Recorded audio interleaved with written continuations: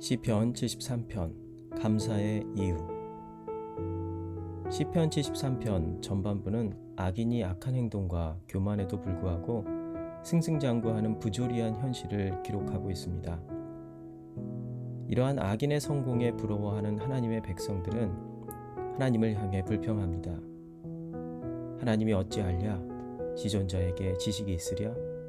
시편 73편 11절. 하나님이라도 어쩔 수 없다는 것입니다. 요즘에도 이런 말들이 교회 안에 들립니다. 세상에서는 세상의 방식이 있다. 성공하려면 성공의 법칙을 따라야 한다. 누군가 이렇게 말하더군요. 이 세상의 신종 권력과 종교는 부동산 유튜버와 주식 유튜버라고요. 이들은 마치 자신이 인생의 주인인 것처럼 말하며 성공을 판매합니다. 역설적이게도 이들의 계속된 성공은 무엇이 옳은지 우리의 판단을 흐리게 만들지요. 그럼에도 불구하고 오늘도 의인은 손을 씻고 마음을 깨끗하게 하여 하나님의 말씀에 순종하며 복받는 삶을 기대합니다. 그러나 이러한 의인의 기대와 달리 오히려 의인은 재난을 당하고 아침마다 고통 가운데 일어납니다.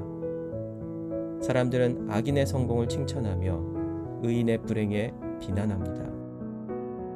선과 악이 뒤바뀌고 무엇이 옳은 길인지 알 수 없는 세상, 도대체 이해할 수 없는 세상입니다.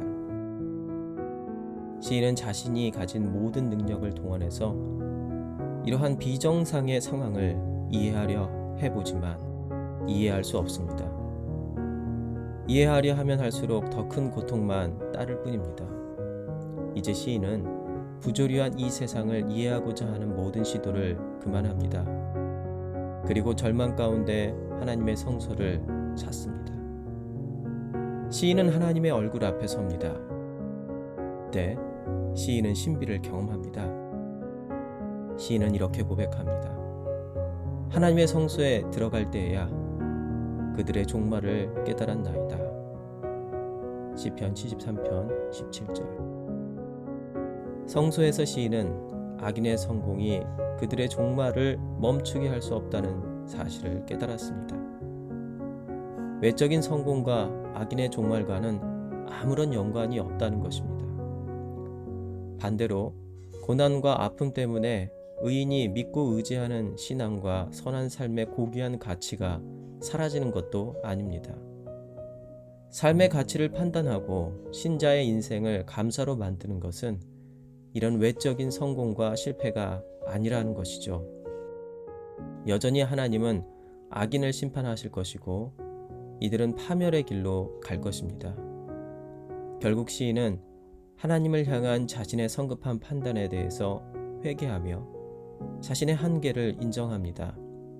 그리고 이러한 불경한 태도와 불평에도 불구하고 오히려 하나님이 자신의 오른손을 붙잡고 어떤 경우에도 놓지 않았다는 사실을 깨닫습니다. 하나님은 우리와 늘 함께 하셨습니다. 이렇게 아버지 하나님은 우리 손을 꼭 잡고 우리를 영광 속에 거하게 하십니다. 우리가 할 고백과 찬양은 이렇습니다.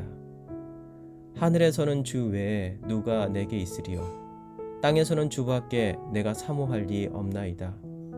내 육체와 마음은 쇠약하나 하나님은 내 마음의 반석이시오 영원한 분깃이시라. 시편 73편 25절에서 26절. 코로나19의 혼란 속에서도 명절에 함께 모인 가족이 너무 귀하죠. 이제는 이들 중에 누구도 불행에 부끄러워할 이유가 없습니다. 누구도 비난받을 필요도 없고요. 신자로서 만약 부끄러워해야 할 것이 있다면 하나님 앞에 나가지 않고 세상의 성공과 하나님의 말씀을 비교하며 잠시라도 세상을 부러워했던 어리석음일 것입니다. 하나님은 지금도 신자의 성공과 실패와 관계없이 우리의 손을 꼭 잡고 그분의 길로, 그분의 영광으로 인도하십니다. 이 사실을 제외하고 우리가 감사할 이유가 무엇이 있겠습니까? 아버지께서, 하나님께서 잡고 계신 가족들의 손 위에 고이 여러분들의 손을 포개어 감사의 기도를 함께 드립시다. 주님께서 우리와 함께 하십니다. 아멘.